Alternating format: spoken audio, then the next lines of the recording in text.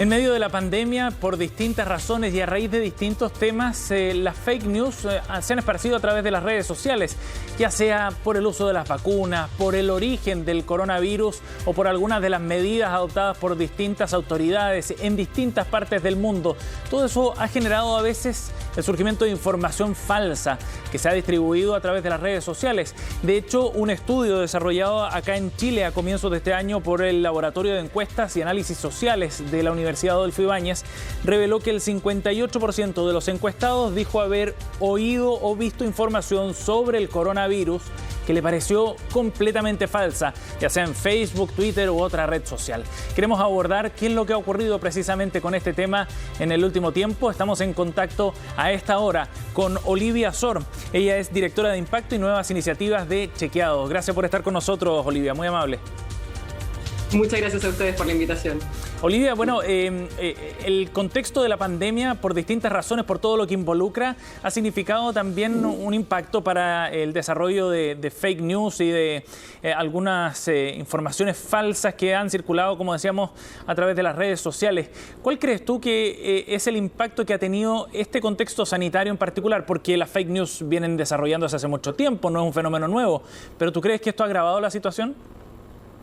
Sí, totalmente. Como decís, la desinformación no es algo que haya aparecido ahora, de hecho no es algo que apareció tampoco con las redes sociales. El hecho de que circulen rumores falsos o falsa información venía de mucho antes de que usáramos las redes sociales.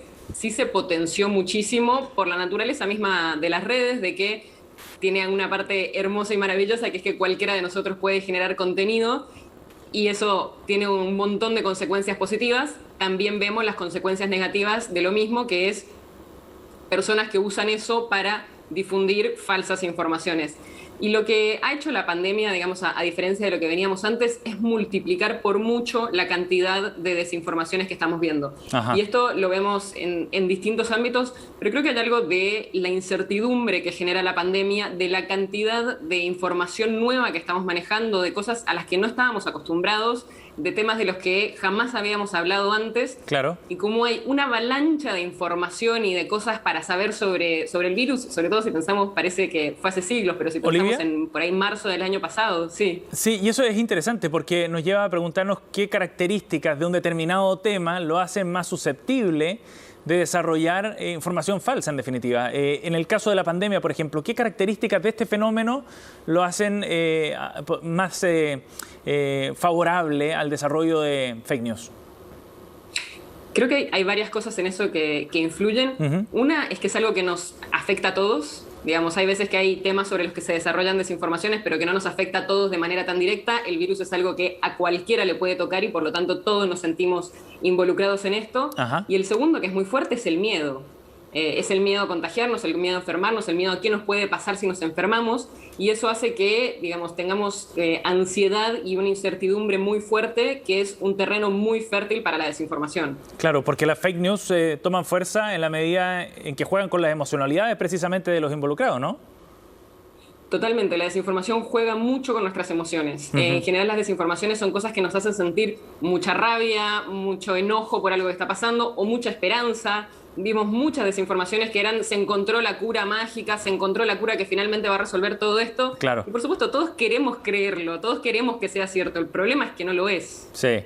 ¿Y es natural entonces, Olivia, que tendamos a difundir quizás esta desinformación? Muchas veces involuntariamente. ¿A quién no le ha llegado alguna cadena de una persona que uno confía, un familiar, que envía la información y dice, mira, quizás es bueno que tú lo sepas por si acaso, ¿no?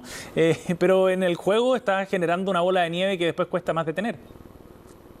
Totalmente. Y una de las cosas que nosotros decimos es reemplazar ese por las dudas lo comparto por las dudas no lo comparto, justamente. Esa primera reacción que tenemos, que es muy natural, de decir esto es información importante, con esto nos podríamos curar todo, se lo tengo que mandar a todos mis contactos, es lo que justamente podemos sin querer terminar potenciando una desinformación que puede ser muy peligrosa. Entonces, en vez de compartir por las dudas porque creemos que puede ser importante, esperemos un poquito, veamos si efectivamente esa información se confirma y cuando tengamos certeza de que es real, ahí sí, creámosla y compartámosla. Sí.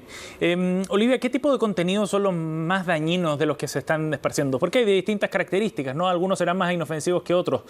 ¿Cuáles crees tú que son las características que en el caso de la pandemia, por lo menos, definen aquel contenido más nocivo? Mira, el contenido más nocivo es el que afecta directamente a las vidas de las personas, claramente, y en eso, por ejemplo, hemos visto falsas curas. Una en particular, por ejemplo, que circuló bastante en toda América Latina y acá en la Argentina bastante, es el dióxido de cloro, que es una sustancia química que se usa en la industria. Cierto. Y que se viene promocionando como si fuese una cura milagrosa hace mucho tiempo con distintas enfermedades y se volvió a hacer ahora con el coronavirus.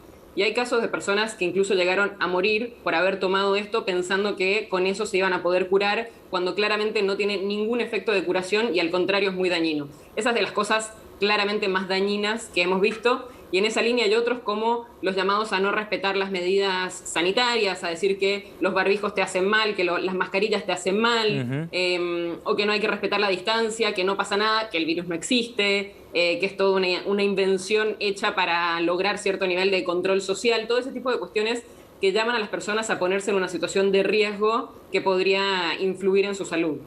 Y claro, y el problema es que eso genera conductas específicas, ¿no? O puede generarlas más bien. Porque, por ejemplo, creer que la Tierra es plana puede significar una creencia sin mayores consecuencias en tu vida diaria. Sin embargo, creer que el uso de la mascarilla es nocivo para tu salud y por ende no lo ocupas, estás poniendo en riesgo efectivamente a otras personas.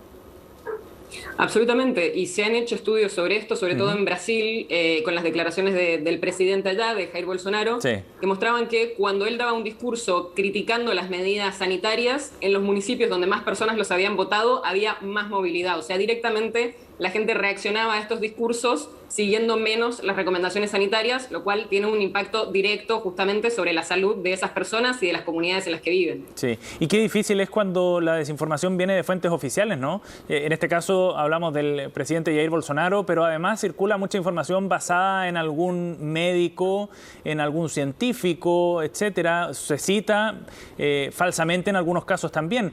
¿Cuál es el rol de la autoridad que participa involuntariamente a veces y otras veces de manera explícita en desinformaciones de este tipo, Olivia? Bueno, por supuesto, los funcionarios públicos tienen un nivel de responsabilidad mayor a un ciudadano común justamente por el lugar que ocupan y por lo tanto todo lo que dicen y toda información que transmiten tiene que ser de la más verificada y chequeada que haya.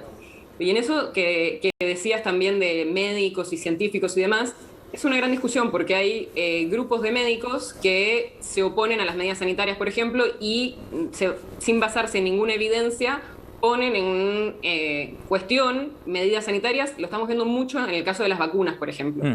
Y son casos extremadamente graves. En algunos países se están tomando medidas entre los colegios de médicos, por ejemplo, para justamente tomar medidas frente a estos médicos que difunden desinformación. Y como son médicos y tienen la credibilidad que les da justamente ser un médico, es mucho más peligroso el tipo de desinformaciones que ellos difunden. Claro. ¿Qué efectos crees tú, Olivia, que podría tener esto a mediano plazo, desde el punto de vista del acceso a información fidedigna, del ejercicio del derecho a la información y, en definitiva, desde el punto de vista de la convivencia democrática también? ¿Cuál crees tú que es el efecto de las fake news, más allá del contexto solo sanitario de la pandemia, ¿no? Porque entendíamos, como decíamos al comienzo, que esto viene de antes. Por supuesto, y es, digamos, el primer efecto que vemos con la desinformación es que embarra la cancha, hace que sea mucho más difícil para un ciudadano mantenerse bien informado sobre un tema, ya sea sobre cuestiones sanitarias y las recomendaciones que tiene que seguir, o en periodos electorales sobre cuáles son las discusiones y los debates que se están dando. Ya no solo le pedimos a los ciudadanos que participen activamente, que se informen, sino que además que cuando se informen tengan cuidado de cuál es la fuente que están utilizando y que no caigan en alguna desinformación. Y eso hace que sea mucho más difícil participar del debate democrático y que muchos ciudadanos por ahí se desenganchen de las noticias y de la información por la complejidad que genera. Claro. Y también genera un corrimiento de la agenda, digamos, que obliga a poner en agenda ciertos temas que no necesariamente estaban, solo por tener que desmentir esas desinformaciones. Sí. Afortunadamente hay organizaciones como ustedes, Chequeado allá en Argentina, y otras en Latinoamérica que se están coordinando y están trabajando. Además, ¿nos puedes contar un poco de ese trabajo que están encabezando, Olivia? Claro que sí, tenemos una organización que se llama LATAM Chequea, que es nuestra red de chequeadores latinoamericanos. De hecho, tenemos aliados en Chile también que trabajan arduamente con esto. Y estamos haciendo una serie de trabajos, lo hicimos muy intensamente el año pasado durante el principio de la pandemia y ahora lo estamos haciendo enfocado justamente en las desinformaciones sobre vacunas para desmentirlas lo más rápido posible y poder llegar a la mayor cantidad de gente con información verificada, chequeada y confiable para que puedan tomar sus decisiones basados en evidencia y no en desinformación. Sí, buena noticia, sin duda, otra rama para el periodismo también, ¿no? Para ir contribuyendo a ese debate informado. Una última pregunta, Olivia. ¿De qué forma una persona puede combatir las fake news? Cualquier televidente que nos esté viendo, ¿qué le recomendarías al momento de recibir alguna información que puede parecer sospechosa? La primera recomendación es sentido común. Si algo te llega por WhatsApp y tu tío te está mandando una primicia que no viste en ningún otro lugar, duda un poco de que sea la primera persona que te va a mandar algo que no se está hablando en ningún otro lugar. Perfecto. Revisar las cosas que generan una emoción muy fuerte, las cosas que son muy sorprendentes y esperar un poquito antes de creerlo y de compartirlo a verificar que sea realmente así. Bien, buenas recomendaciones, son muy útiles en estos momentos, sobre todo para poder resguardarnos también emocionalmente entre todos y cuidarnos, ¿no? Dado el efecto que genera muchas de estas desinformaciones. Olivia, gracias por conversar con nosotros desde Buenos Aires. Muchísimas gracias a ustedes. Chao. Chequeado.com es el sitio que encabeza Olivia precisamente. Ahí hay más detalles de esta iniciativa que busca reunir a distintas plataformas de Latinoamérica en un esfuerzo conjunto que bien vale la pena para combatir la desinformación en estos tiempos de pandemia.